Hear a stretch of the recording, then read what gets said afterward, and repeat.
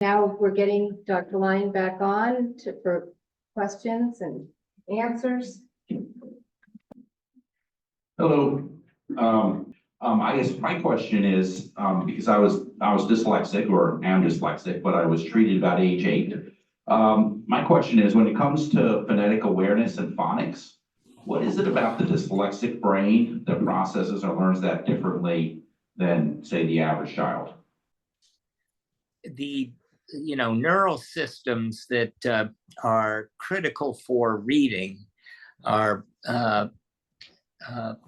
fairly well distributed across the brain. When we image children who have dyslexia, what I mean by that is when we carry out neuroimaging studies, we see that activation patterns. Well, let me ask you all this. Have you ever seen a picture of a neuroimage where you have the brain shown and then there's colored splotches on there?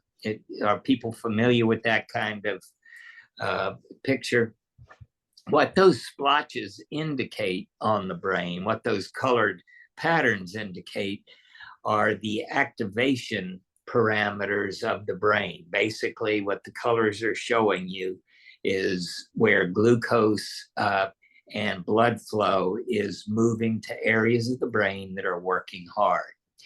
So in dyslexic brains, one of the systems toward the posterior or aft portion of the left hemisphere are underactivated. These systems are, let me speak metaphorically, these systems work hard to disentangle from running speech the sounds of the language. And we see, again, deactivation in dyslexic brains when they are trying to understand where the sounds are within words. So let me give you an example. If I ask a child to rhyme a word with big, and the youngster would correctly say dig, D-I-G, look what has to happen. The kid had to have the big word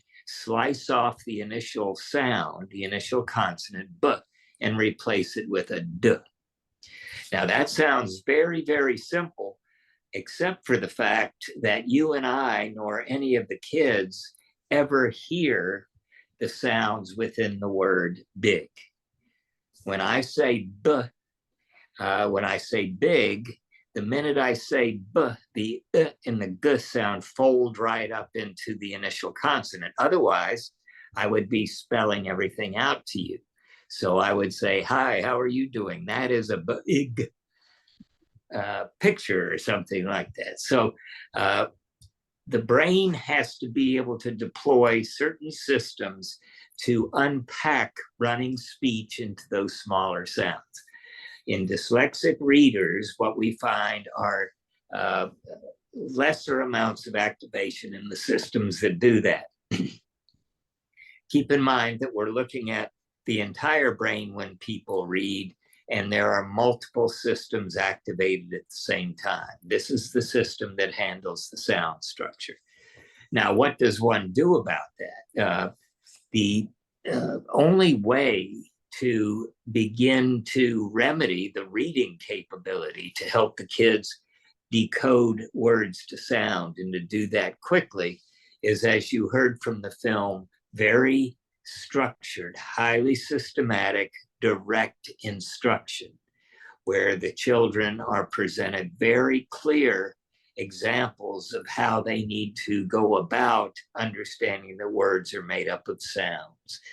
When that instruction takes place, we not only see gains in the dyslexic youngster's ability, or in any reader's ability, to decipher or decode words, we also see normalization in activation in those brain systems. So as we teach the brain to read, the brain does respond and normalize in many cases. Dyslexic readers are a bit different than other youngsters who read poorly for reasons of lack of exposure or lousy instruction. Dyslexic readers typically have a genetic component that has not built those systems in brain that handle sounds and sound structures as well as we might like. So I hope that answered your question. It's kind of hard with me not being there and showing you pictures, but. Sure, Dr. Lyon, thank you so much for being here, by the way. You're one of my heroes. I've followed your work for years. I wrote a policy for the Frederick County Public Schools that would require them to use scientifically based reading instruction, but they refused to put it on their agenda and even to discuss it. What recommendations would you have to me to try to convince them to make it a policy that this become a requirement? Well, again, what you're faced with seemingly are more political issues. People do polarize this reading instruction. As Emily Hanford was pointing out, there are these reading wars, which is a waste of time. But what Emily has been able to do to bring the spotlight back on using the science to help us understand how to teach kids to read is that she has mobilized parents and community members, just like you all are doing this evening. For some reason, state educators in many cases refuse to consider scientific information that's been highly validated. In other words, most of the studies we did at the NIH have been replicated probably 50 to 60 times. And in science, when you can find the same finding over and over again in your studies, for example, reading is complex. It requires multiple components to do it proficiently. Instruction is best done in a highly systematic, highly structured, explicit way. All of those findings are highly replicated, yet there is something that keeps people from gravitating toward objective common sense. I don't know what it is. I don't know if it's the colleges of education are so wed to old incorrect theories or romantic ideas about how one learns how to read. It baffles my mind. But to cut to the chase, it will require community, public, parental outrage, basically. People have to be held accountable. It's educational malpractice. I mean, you wouldn't support your medical community using, leeches to bleed people to cure them of something. I mean, that's basically the example. Dr. Lyons, thank you for being here, and NAACP, thank you for putting this on. I got a question. To build upon what Ethan had talked about the dyslexia, I am also dyslexic. And earlier you had said about reading is the pathway to higher education. Reading to me is a hindrance. I have my master's degree, and the way I learn is through auditory and doing it. So how does one address that to the children that they're teaching? We're only looking at one learning style and not all four. If I had to read what I had to read for my master's, I never would have completed it. Thank God I did it in 2020 and everything was listed on books to where I can listen to and then do certain tasks to complete that for the higher learning. Right, great question. Actually, that is for dyslexic readers one of the main avenues of instruction, and that is using what you just described. For children learning to read that aren't dyslexic, it would be a good idea while they're learning how to decipher the language, the written language, to receive the information no matter how they could get it. But again, you are going to be in a situation as a young learner to have to navigate a lot of your coursework and so forth. But more importantly, there are going to be occupational demands that require reading. There are going to be medical demands that require reading. And you're just not going to have access to the auditory only avenue that you found available to you. And so, unfortunately, in teaching people to read the English orthography or the English language, there's basically, you have to go through the language system. It is a language task. You have to dig down into the basic skills that are required and teach those. Now, they can be taught. Kids can learn them, but the instruction that's used has to be highly, highly direct and systematic. Hello, Dr. Lyons. I'm a fellow NIH researcher. I've got two questions for you. First of all, how would you recommend retraining current teachers in scientific reading? Because we have a generation that you say has been taught the wrong way. And second, have you determined what is the optimum class size for teaching reading? Yeah, a couple of great questions. I think the re-preparation, or let's just say helping teachers retool to be able to teach reading effectively is going to require probably very well thought out coaching and mentoring schemes or procedures in classroom settings. They're not going to get this in university settings in the main. Again, the degree of fidelity of scientifically based instruction that College of Education professors provide is very, very minimal or weak, just primarily because they haven't been trained that way themselves. And since higher education and colleges of education have something called tenure, unlike medical schools, there are no regulations that require one to utilize best practices. So I doubt that's going to ever change at university levels.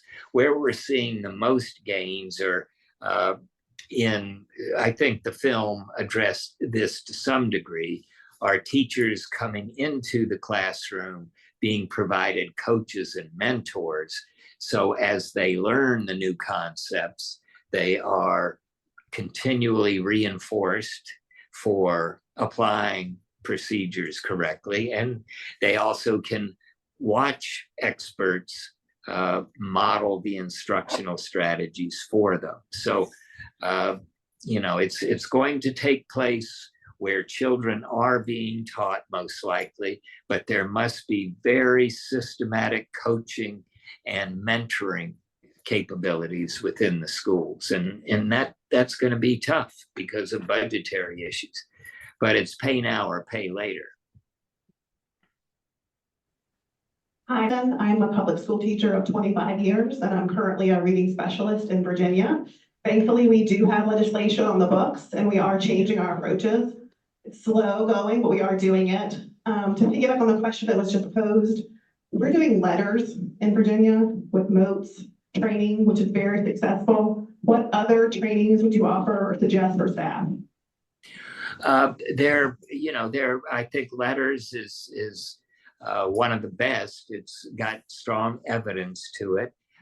There are different structured literacy programs that do have evidence. The Wilson reading program has some evidence to it.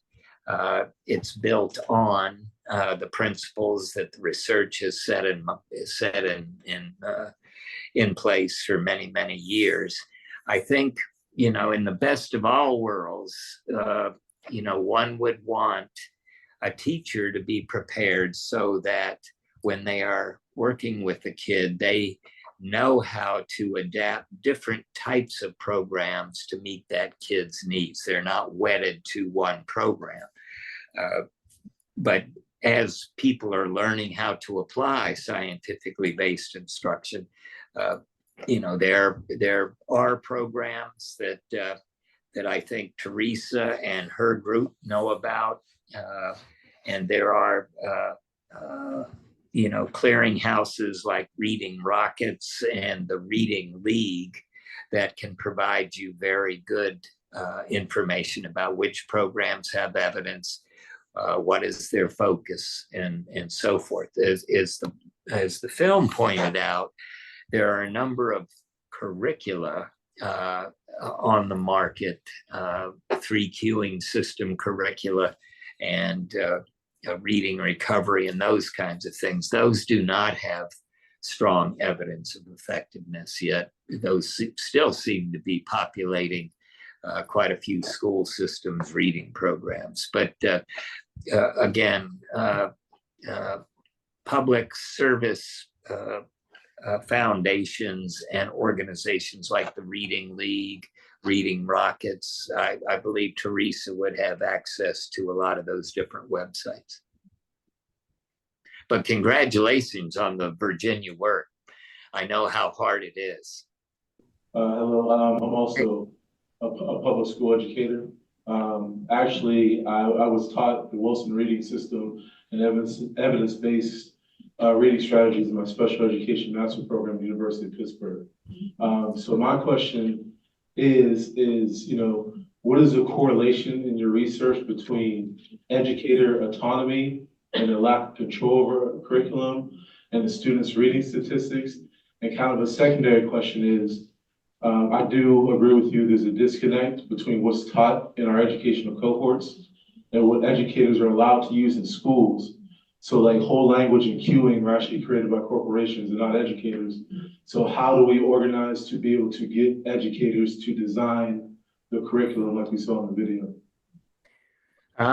It's a great question. I think there's a number of different examples of how one can do that. In the Oakland schools, which you saw showcased, there is an individual by the name of Margaret Goldberg.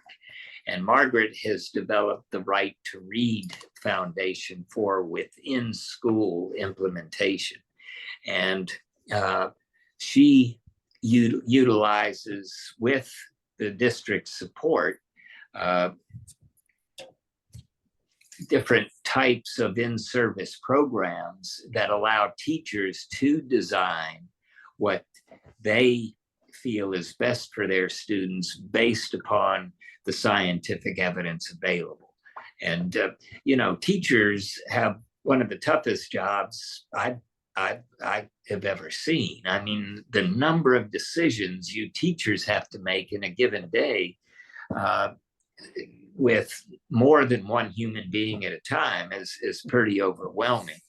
And it's important that teachers be treated as professionals, and they haven't so much been treated as professionals because of the way they've been prepared.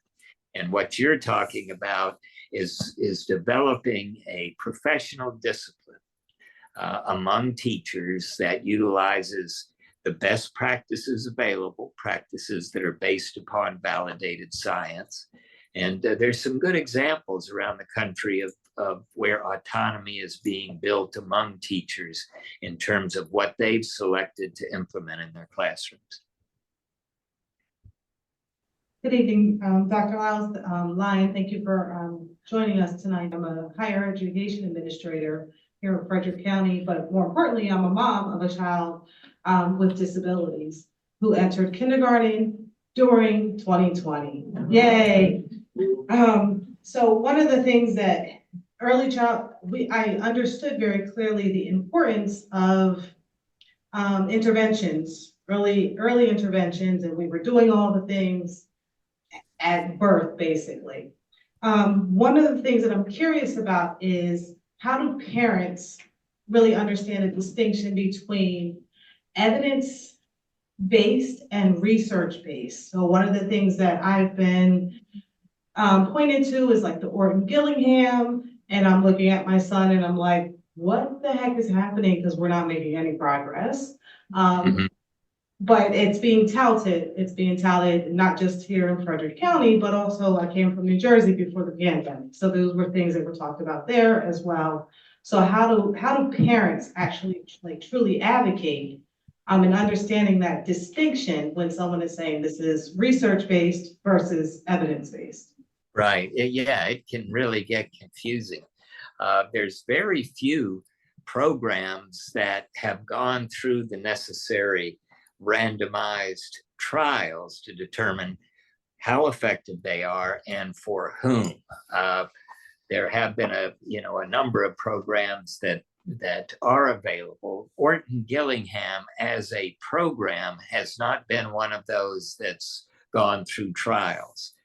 But it carries so many of the research proven procedures. So when you step back and you say, what's a good research-based or evidence-based program or approach?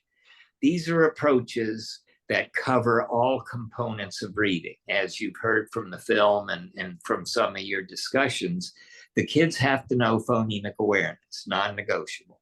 The kids have to know how to apply phonics strategies, non-negotiable. The kids have to be provided practice routines so that they become fluent and automatic readers, non-negotiable.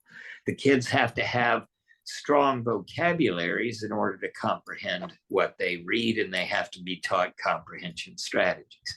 So when we're looking at programs, we ask, is this a comprehensive, complete program? And again, the components of that: phonemic awareness, phonics, fluency, vocabulary, and comprehension. The second set of questions would be, well, how is the information being presented to the youngsters? Is it direct? That is it systematic and sequential? Do the children know exactly what they're supposed to do, how to do it, and realize when they've done it correctly? And again, the words that describe that, as you've heard several times this evening, are direct, systematic, sequential, and so on. If you all have a chance, I believe Teresa was saying that Barbara Wilson had provided her with some links to a new issue of a publication. She'll explain all that to you. And it goes through exactly what your question asks. And it talks to the reader about what do you look for in evidence-based or scientifically based programs. But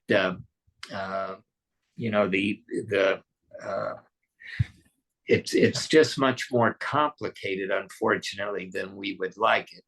Just like a physician has to be able to customize an approach to a certain type of treatment, that physician will rely on what's been found to be evidence-based in a treatment. So you have to be able to address A, B, C, D, and E. And the same with reading. You have to be able to address A, B, C, D, and E, and you have to do it in very direct, systematic, sequential, structured ways. And just a word about the science of reading. I think that's taken, the public by some storm.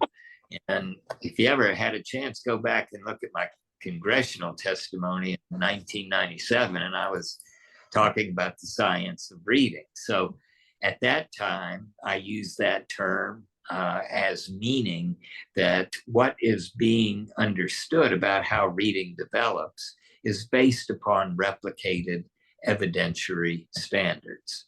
And when I talked about the science of reading with respect to instruction, it had to do with the randomized trials we were doing on some of the programs, and then programs having the components within them. Again, phonemic awareness, phonics, fluency, vocabulary, comprehension, and the type of instructional tactics, meaning direct and systematic. But the science of reading, don't let it confuse you as meaning phonics or a particular program. The science of reading means that there is substantial evidence that supports the application of instruction to cover a number of reading components, and to do that coverage using direct and systematic and comprehensive instructional programs. That's the science of reading. Thank you. Thank you, Reid. We thank you very much for the time and for answering these questions. And like we said, this is the beginning of a longer discussion. So thank you. Thank you. Good to see everybody.